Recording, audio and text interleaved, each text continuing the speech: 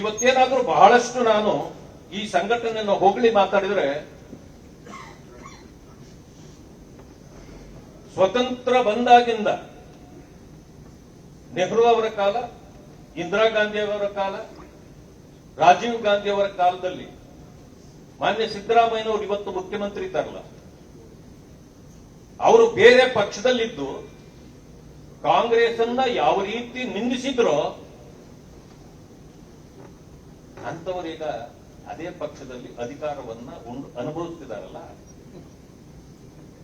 ಬಹುಶಃ ನಂದು ಹಾಗೆ ಆಗುವುದು. ಸತ್ಯವನ್ನು ಒಪ್ಕೊಳ್ಬೇಕಾಗುತ್ತೆ.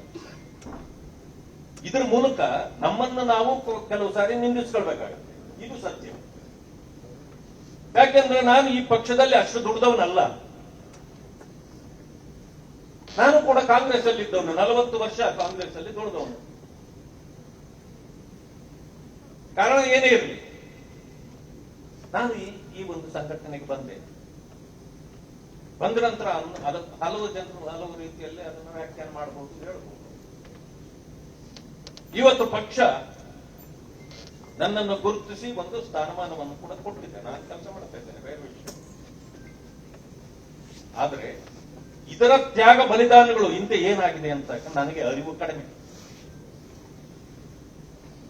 ಆ ಕಾರಣದಿಂದ ನಾನು ಬಹಳ ಮಾತಾಡ್ತಾ ಒಂದು ರೀತಿಯ ಅತಿಶಯೋಕ್ತಿ ಆಗುತ್ತೆ.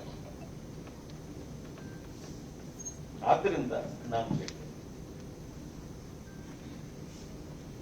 ಸಂಸ್ಥಾಪನಾ ದಿನಾಚರಣೆ ಅಂತಂದ್ರೆ ಯಾರ್ಯಾರು ಈ ಒಂದು ಸಂಘಟನೆಗೆ ಸೇವೆ ಮಾಡಿ ತಮ್ಮ ಶಕ್ತಿಯನ್ನ ವ್ಯಯ ಮಾಡಿ ಅವರು ಹಾಕಿಕೊಟ್ಟಿರ್ತಕ್ಕಂಥ ಮಾರ್ಗದಲ್ಲಿ ಇವತ್ತಿನ ಪೀಳಿಗೆ ನಾವು ನಡೆಯಬೇಕಲ್ಲ, ಇದಕ್ಕೆ ಶಕ್ತಿ ತುಂಬಿ ಹೋದವರು ಅನೇಕರಿದ್ದಾರೆ. ಅವರನ್ನ ಇವತ್ತು ನಾವು ನೆನೆಸ್ಕೊಳ್ಬೇಕು. ಈ ಸಂದರ್ಭದಲ್ಲಿ ನಾವು ಬೇರೆ ಪಕ್ಷದಲ್ಲಿರುವಾಗ ಅನೇಕ ಬಾರಿ ಸಹಜವಾಗಿ ಒಂದು ಪಕ್ಷವನ್ನು ನಿಂದಿಸ್ತಕ್ಕಂಥದ್ದು, ಅದನ್ನ ಟೀಕೆ ಮಾಡತಕ್ಕಂಥದ್ದು ಸಹಜವಾಗಿ ಮಾಡಿದೆ. ಬಿಡಿ, ನಾನು ಅಷ್ಟು ದೊಡ್ಡವನಿರಲಿಲ್ಲ, ನಾನು ಅಷ್ಟೇನು ಮಾಡಿಲ್ಲ. ಆದ್ರೆ ನನ್ನಂತವರು ಅನೇಕರು ಇವತ್ತು ಈ ಪಕ್ಷಕ್ಕೆ ಬಂದಿರಬಹುದು. ಬಂದಿದ್ರು ಕೂಡ ನಾವು ನಮ್ಮ ಇತಿಮಿತಿಯಲ್ಲಿ ಯಾರು ಈ ತ್ಯಾಗ ಬಲಿದಾನಗಳನ್ನು ಮಾಡಿದ್ದಾರೆ, ಈ ಪಕ್ಷಕ್ಕೆ ಸೇವೆ ಮಾಡಿದ್ದಾರೆ, ನನಗಿಂತಲೂ ಹೆಚ್ಚು ಸಮಯವನ್ನು ಕೊಟ್ಟಿದ್ದಾರೆ, ಸೇವೆಯನ್ನು ಕೊಟ್ಟಿದ್ದಾರೆ, ಅವರನ್ನ ನನಗೆ ಸಿಕ್ಕ ಅವಕಾಶದಲ್ಲಿ ಅವರನ್ನು ಕೂಡ ನಾನು ನೆನೆಸ್ಕೊಳ್ಬೇಕಾಗುತ್ತೆ. ಜೊತೆಗೆ ನನ್ನನ್ನೇ ನಾನು ಹೇಳಿಕೊಳ್ಳುವಾಗ ನಾನೇನೋ ಅಲ್ಲಿ ಏನೋ ಆಗಿ ಬಂದಿದ್ದಲ್ಲ. ನಾನು ಈ ಪಕ್ಷಕ್ಕೆ ನಾನು ಬಂದಾಗ ನಾನು ಅತ್ತೆ ಆಗಿ ಬಂದಿಲ್ಲ. ಈ ಪಕ್ಷಕ್ಕೆ ನಾನು ಒಂದು ರೀತಿಯ ಸೊಸೆಯಾಗಿ ಬಂದಿದ್ದೇನೆ. ಹೌದು, ನಾನು ಈ ಪಕ್ಷಕ್ಕೆ ಒಂದು ಸೊಸೆಯಾಗಿ ಬಂದಿದ್ದೇನೆ. ಅಂದ್ರೆ ಆ ಸೊಸೆಯನ್ನ ಒಂದು ಕುಟುಂಬ ಯಾವ ರೀತಿಯಲ್ಲಿ ಒಪ್ಪಿಕೊಳ್ಳುತ್ತೋ, ಅದಾದ ನಂತರ ಆ ಸೊಸೆಯ ಜೀವನ ಆ ಕುಟುಂಬದಲ್ಲಿ ಯಾವ ರೀತಿ ನಡೆಯುತ್ತೋ, ಒಂದು ದಿನ ಸೊಸೆಯು ಕೂಡ ಹತ್ಯೆ ಆಗ್ತಾಳಿಲ್ಲ. ಬಹುಶಃ ನಾನೀಗ ಅದೇ ಆಗಿದೆ.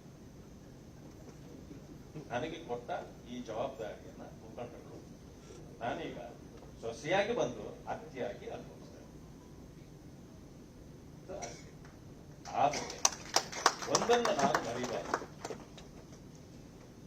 ಈ ಒಂದು ಸಂಘಟನೆಗೆ, ಈ ಮನೆಗೆ ನಾನು ಬಂದ ಮೇಲೆ ಇಲ್ಲಿಯ ಸಂಸ್ಕೃತಿಯನ್ನ, ಈ ಕುಟುಂಬದ ಗೌರವವನ್ನ ಕಾಪಾಡುವ ರೀತಿಯಲ್ಲಿ ಒಂದು ಸೊಸೆ ಹೇಗೆ ನಡ್ಕೊಳ್ತಾಳೆ, ಆ ಜವಾಬ್ದಾರಿಯನ್ನ ಅರಿತು ನಾನು ಕೆಲಸ ಮಾಡಬೇಕಾಗ್ತದೆ.